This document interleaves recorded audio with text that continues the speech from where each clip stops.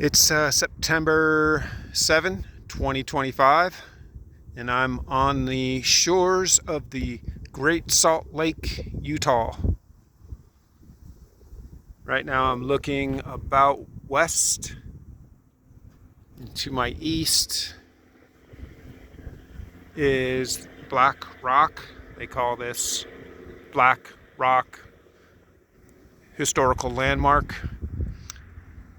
This rock rolled down the hill from above there, these mountains, tens of thousands of years ago, back when this entire area was Lake Bonneville. Lake Bonneville was deep at that time, and that rock fell into the lake and submerged at the time it rolled down. Then, maybe 13,000 years ago, at the end of the last ice age, Lake Bonneville dried out quite a bit and exposed Black Rock. And the size of the Lake Bonneville is now shrunk down dramatically to the point now where there is no natural runoff. There is no outflow from Salt Lake. All of the water that gets added in here stays here unless it evaporates or sinks down into the earth. There is no river or any other outflow for this water to go. Hence, over the millennia, the lake became saltier and saltier and saltier because, of course, the salt never evaporates, it stays. Then maybe in 1880, Black Rock was turned into a beach resort. People used to swim around here. And back at that time, the lake was more full, maybe to the edge of these rocks. This was basically the boundary. And I know this from the pictures. 1880 or so, people would be hanging around here and going to swim. Since then, a lot of water has been withdrawn from here, and the water that gets added has been diverted as well for drinking water.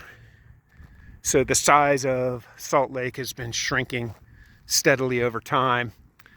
And in about 1960, this beach was closed because it was basically no longer a beach.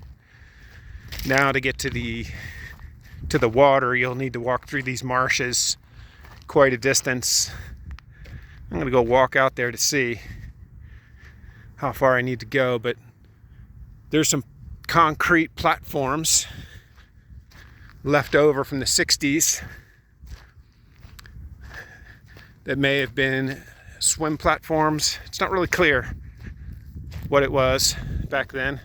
Here's a path. I'm going to just take the path of least vegetation, trying to avoid snakes and things like that. We're about 10 miles from Salt Lake City.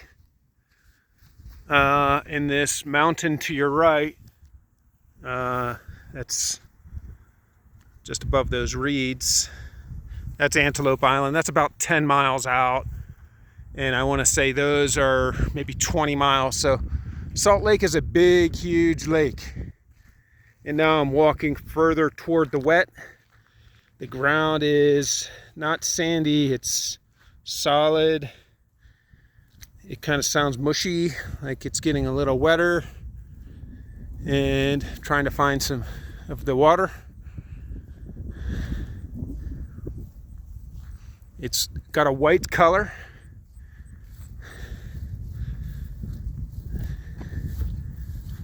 White and grayish kind of color. Now here, a bunch of flies.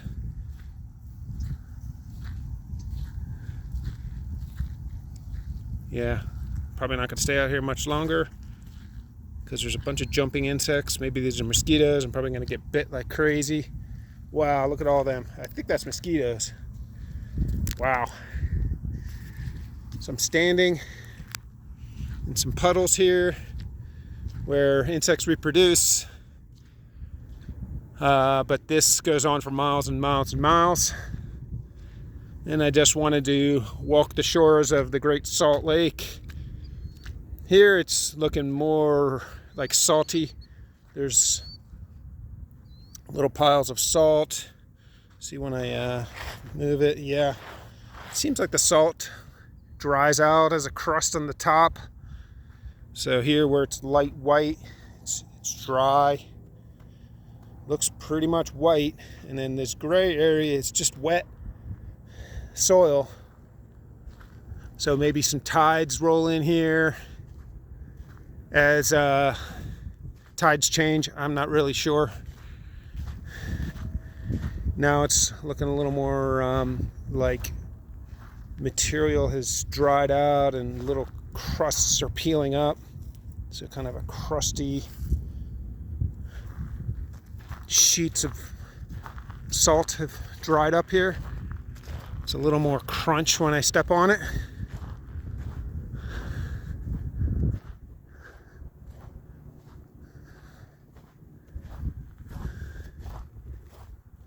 This dig here kind of looks like humans did that.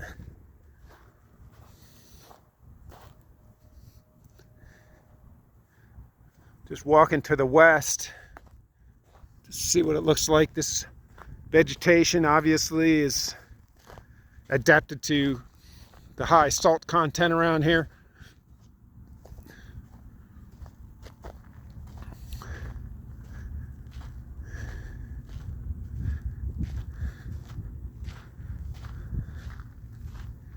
Look like little tiny evergreen plants.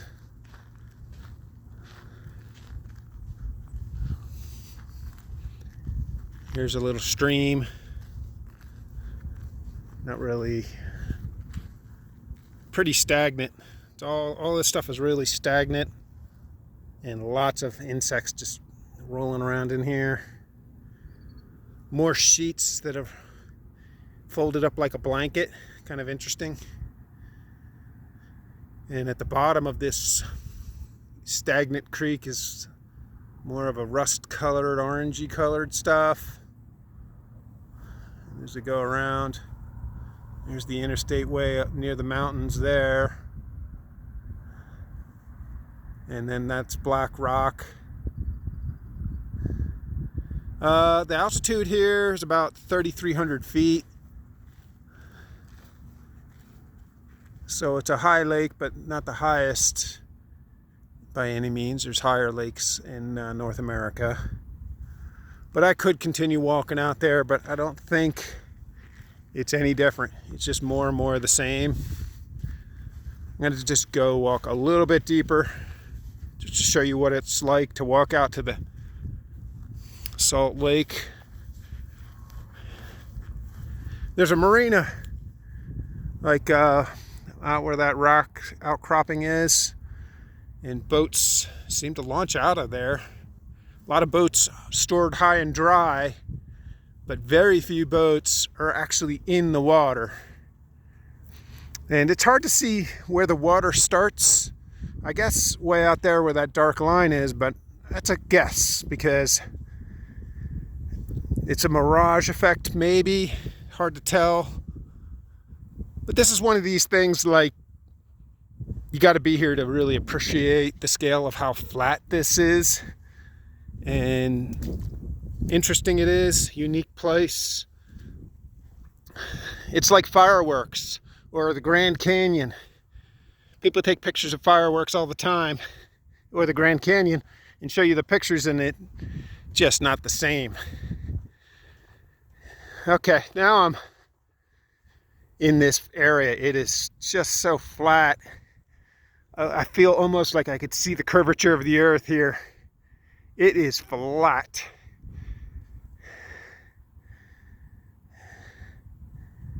And yeah, it goes to another berm area there that's a couple hundred yards away. And then maybe beyond that, it's more wet area, but I'm not going to bother going that far. There's some ripples in here.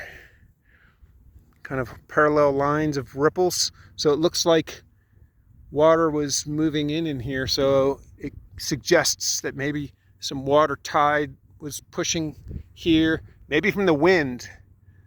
Because like I said, there's no outflow to this salt lake. So not sure if wind or moon effects, tidal effects, pull the water to this side of the Great Lake and maybe fill this region where I'm standing right now with water. And at this time it's not, the tide is out. Quite interesting though. I've never been to a place like this.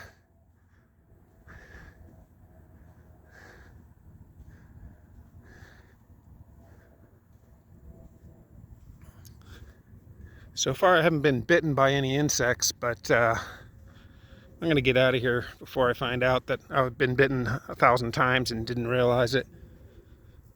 But the clouds of insects flying around this stuff is amazing.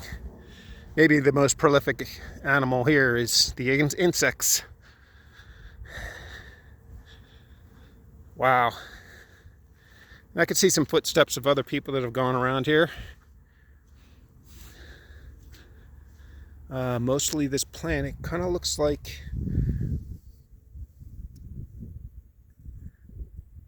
it's pretty soft, not spiky. It's got a dark green color, and it has these broad leaves as well as these clusters that point around the edges. So there's hundreds of these kinds of plants. I don't know what they're called, but they seem to be handling the salt just fine. So leave it to Mother Nature to adapt to all kinds of environments. There's some ordinary grass here too, but not as prolific as the one I just looked at. And now there's some red ones.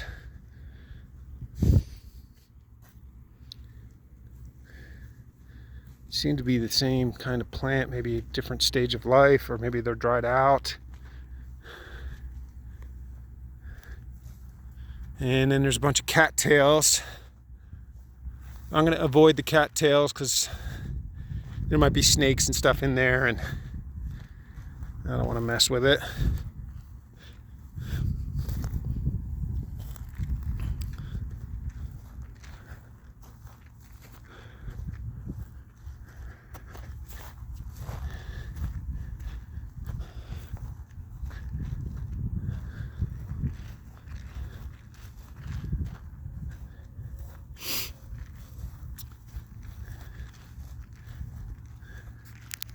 There you have it, folks. The Great Salt Lake. And that's black rock. In 1960, you would have seen people swimming where I'm standing right now. Back when the lake had more water in it. Now it's receded to a much smaller size area. Looks like some people have been riding bikes through here. That might be fun. Pretty flat.